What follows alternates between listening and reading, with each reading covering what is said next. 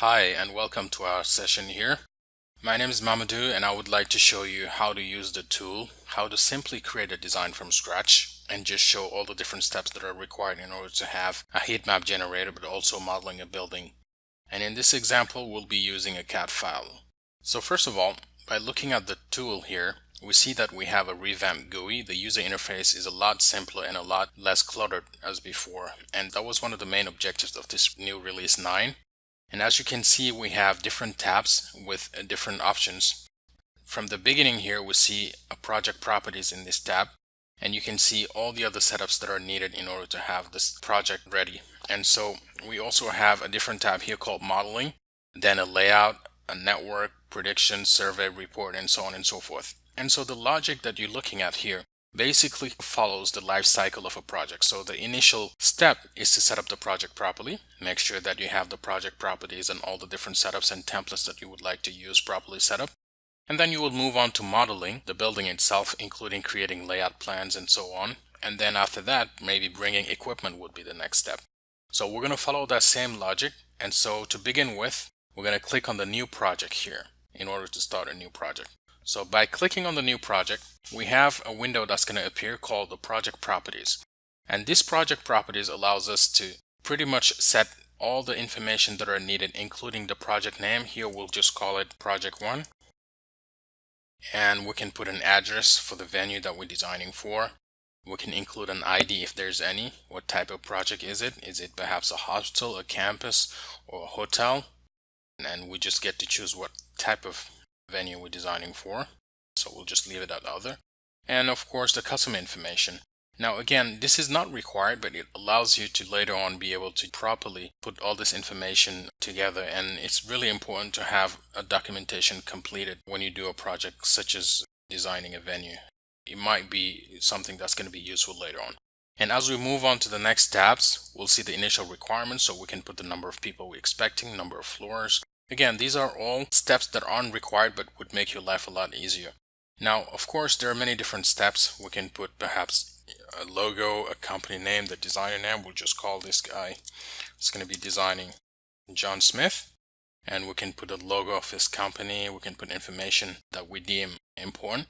And we can perhaps play with the units. Here we can say, well, we're going to do all Imperial instead of the SI system.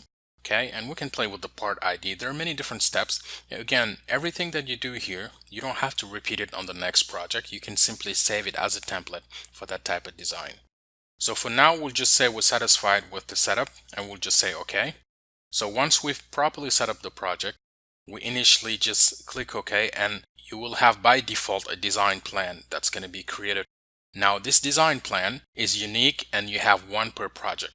This is what we call the trunking diagram, because ultimately every single project that you create, you will have what we call the trunking diagram, where you can come back and look at all the components on all the different floors regrouped over here. So this allows you to have a global view of the entire DAS architecture.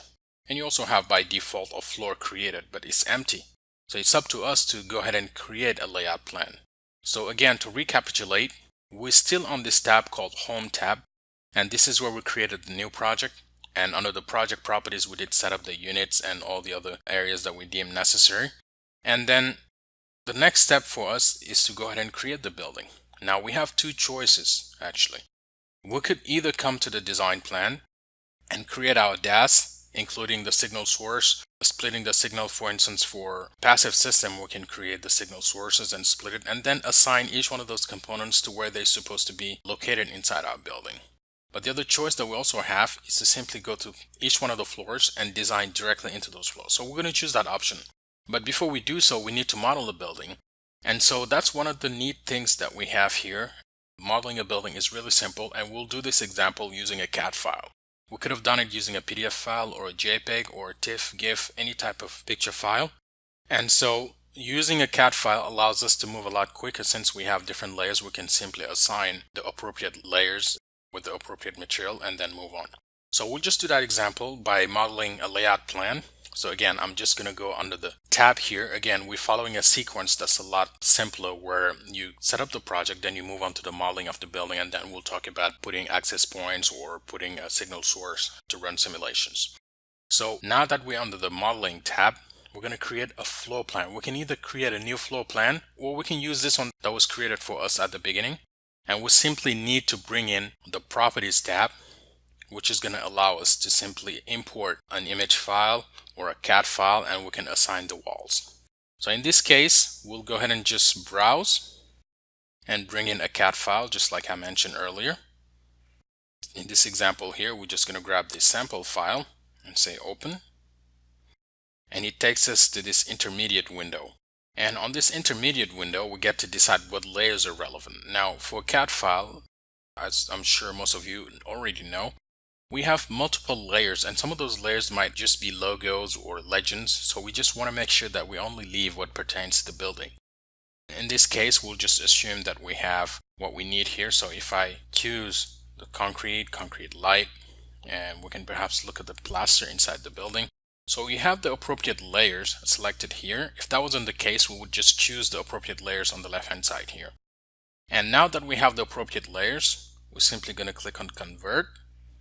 And once we convert this, we have another step, because that was the background image. Now we need to do the same thing for the walls. Now we're going to browse and bring in that same file that we used to create the background image. And once we choose that file, we simply say OK, and it will take us to that intermediate window that I showed earlier again. And as you can see, we have the exact same image, except that here it's really important that not only we have the appropriate layers, but we also assign each one of the layers the appropriate material, because we're doing the walls now, not just the background image.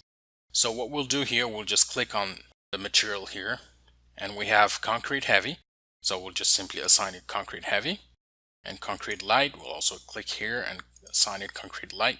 For the glass, we'll choose the appropriate glass. So here we'll just randomly choose a different type of glass. And then for the plaster, we'll just go ahead and just put drywall for the plaster. And now this is the main difference with the previous page, where we simply assign the background image. But here, not only we have a background image, we also assign each one of the layers the appropriate material. So we simply say import, and it will import all those material that we talked about. And now we have a floor plan that was properly put together with the walls. As you can see here, we have our walls, and I can zoom out just to show it better. And one thing we can do, we can also adjust the size of this page just to make sure that we properly fit it in. Now, having adjusted our layout plan and the appropriate wall material and background image to the center of our page, after increasing the page size, what we can do is simply do a very important step here, which is to actually scale the floor plan. And we have to scale it because otherwise we're not going to be able to determine the length of the cables, which is going to be needed in order to calculate distances and of course the losses through those cables. So the entire link budget will depend on the scale of our floor plan. So we'll do that by simply clicking on the ruler here, and we'll choose a known distance, and we'll say, well, from this end all the way to this side here, we'll just assume a known distance of perhaps 120 feet, and then set horizontal and vertical scale and say OK.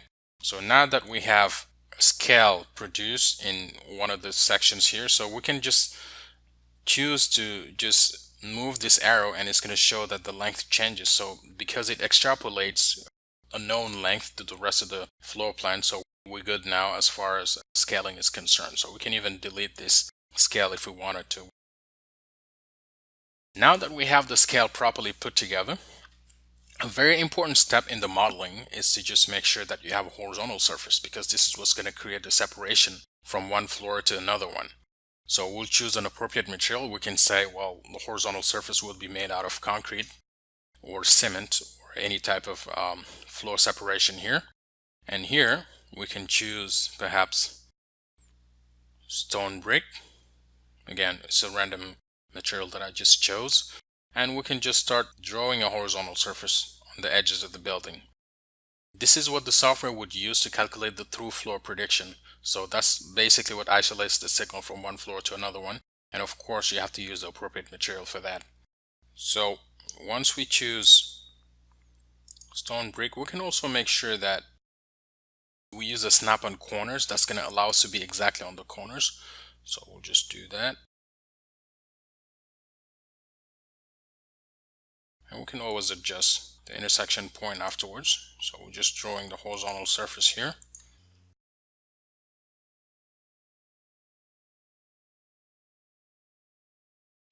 Okay, this allows us to be exactly on the corners. That's why we chose that option here. And if I zoom in, I can manually just adjust this just to make sure I'm on the corner on that end. And same thing here, just adjusting this.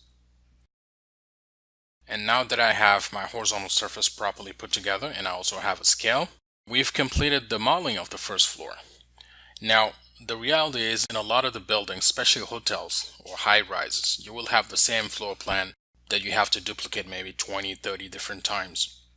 And at that point, maybe perhaps there are just some subtle differences per floor that you can adjust manually. So that's one thing you can do quickly. So if we imagine that we have a high rise here or a hotel where the floors are very similar in terms of the plan inside, we can simply duplicate what we have here.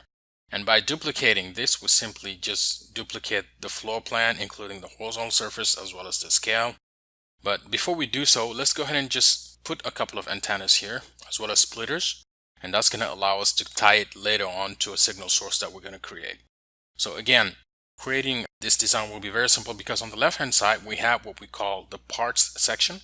And here we have pretty much every single component that are needed. We have over 22,000 components that are available for use right on your fingertips because this is synchronized with our database editor. And so in order to do a passive design here, I'm simply going to click on passive and I see all the components that are needed, all the splitters and so on. And if I need an antenna, I'm simply going to go to antenna and let's just assume I need a CISO Omni. I'll just pick CISO Omni. And once you click on CISO Omni, it opens the list of components and you can arrange them per manufacturer, per model, and per different types. And once you have that open, again, you have access to all these components. And as you can see here, I can go to perhaps any one of these major manufacturers, but I'll just keep it simple and just say generic.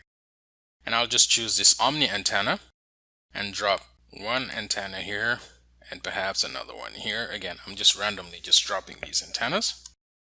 And of course, I'm going to need a splitter, right? So again, under passive here on the left-hand side, I can go under splitter and just grab a two-way splitter, right? We're just doing a simple design just to show the capabilities. And when you go under splitter, of course, you will have the same choices we've seen earlier. You'll have multiple component manufacturers. Again, we'll just keep it simple and go to generic and just use a two-way splitter from generic. And we'll drop that over here. We'll just say this is our comm room. Perhaps that's where we're going to put the BTS. And we'll just drop maybe two of these because we'll need to send some to the next floors and so on. And now that we've done that, perhaps we can simply use a cable and do the connection. Again, on the left hand side, we have access to any kinds of cable. If I go to coaxial cable, again, it's going to give me a list of manufacturers that are going to be providing different types of cable, whether it's platinum rated or straight up 7/8 inch or half-inch cable, all types of cables that I need for my design at my fingertip. Again, I'm keeping it fair and just choose generic, which is a manufacturer that we just pretty much made up so that I'm fair to all the manufacturers. So we put coaxial cable here, half-inch. I could have chosen 7/8 inch or a different type if available, and simply establish a connection between these components. So I'll go ahead and just do my connection here.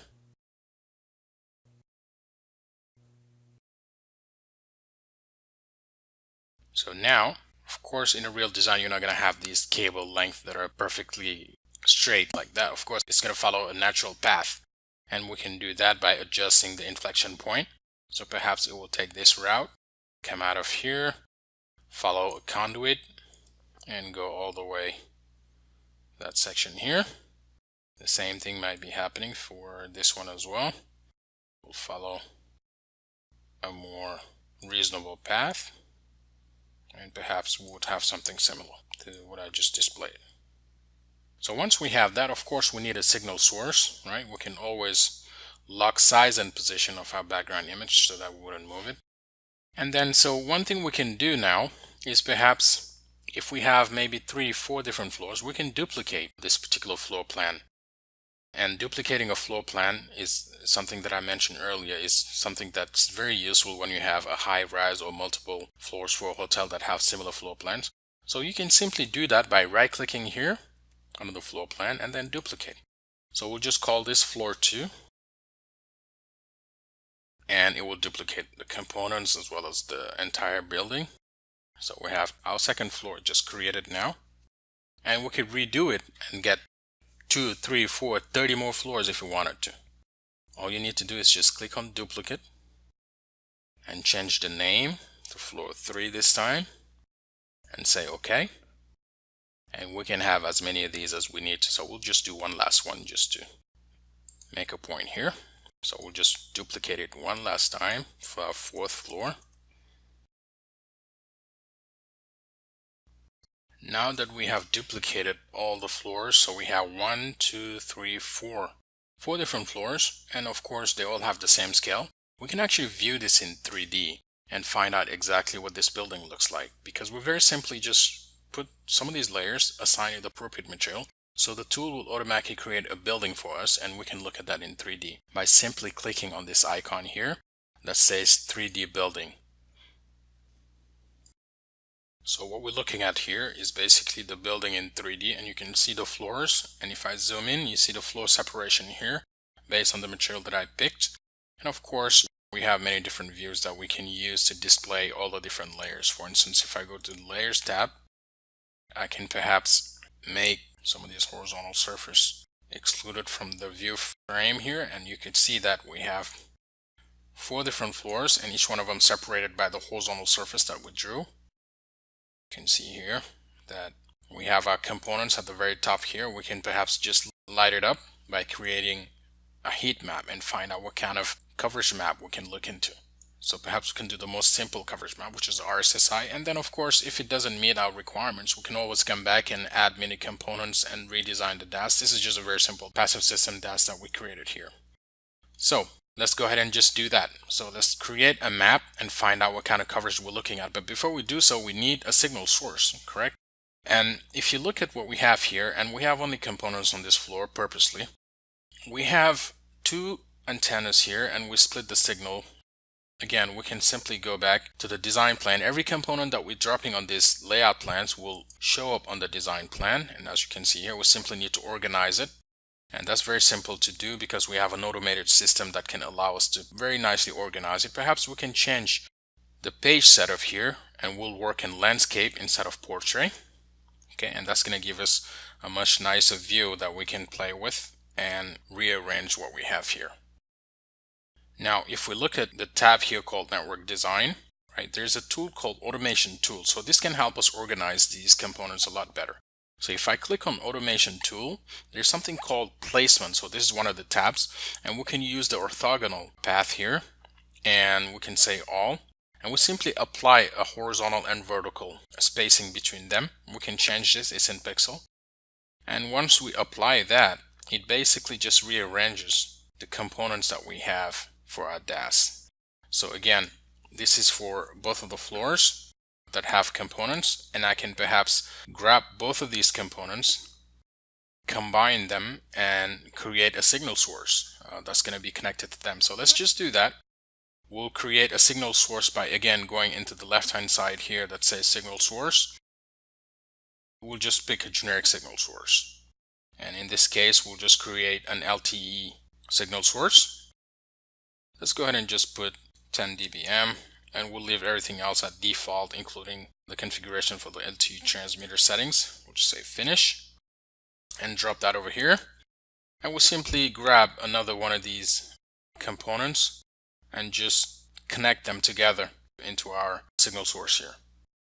And for a simple design, what we'll do, we'll simply just connect these two. We'll just allow the signal source to be on the very top floor, so we can get rid of this one just to simplify the design. And then all we need to do is simply grab a cable and just feed directly this splitter. So I'll do that by simply grabbing any of these cables and duplicate them, or simply just come back and just choose a cable again like I did before. So I'll just do that, coaxial cable. And again, I have the choice of a 7/8 inch, half inch, depending on the manufacturer. There are many different choices available. We'll just do a half inch here. And then we have a signal source now feeding these antennas, and we can always enable the output power on these antennas. and just display them. So now that we have signal feeding some of these splitters, we can perhaps go to the 4th floor and just run a quick map here. And how do we do that? Well, again, we have different tabs here. One that shows the layers. So based on the layers, we can display anything we want. If we wanted to, we could just hide everything and only display the walls, for instance, and perhaps add the components. And it's really up to us to add the horizontal surface or whatnot. And so it's really up to us. So in this case, we'll just enable all the layers. And then there's a tab here called prediction, and this is where we get to create all the maps that we would like to see. And here we'll just create an output map. We'll just create an RSRP map by simply clicking on the plus sign.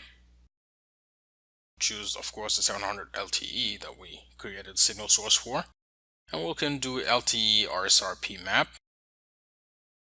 and we'll leave all the other settings at default.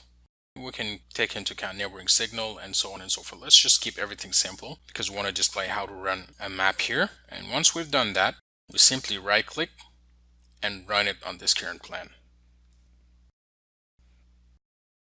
And once it's completed, all we need to do is just check this icon here, this tab, and it displays what we have as far as coverage is concerned. And we can always bring in a legend to show what kind of level of signal we're looking at depending on the colors. So again, in order to do that, we'll go to the prediction tab. Again, they're properly separated so that you easily find what you need. When it comes to prediction, you know that you're on this tab. When it comes to network design, you know you're on this tab. When it comes to modeling, you go to this tab and you find all the components and all the buttons that you need. So clicking on the legend here, we'll just do an indoor prediction legend and we can place it over here. So we have displayed here our legend as well as the prediction. And again, you can always look at that in 3D, and you can even look at how this performs when you look at the through flow prediction and see how isolated it is with respect to the other floors. So we can just do that by simply going again under modeling and click on the 3D building. And we can display here at the very top the prediction on that particular floor. And of course, we would need to do a prediction on every single one of the floors that we have and make sure that we meet any minimum compliance that we set forth. So this is the LTE-RSRP map that we've created. So that concludes our demonstration here. So we wanted to show the steps required to start from the beginning all the way to the end, from modeling the building to running a map, and just show how simple it is to just do a design from scratch. Thank you.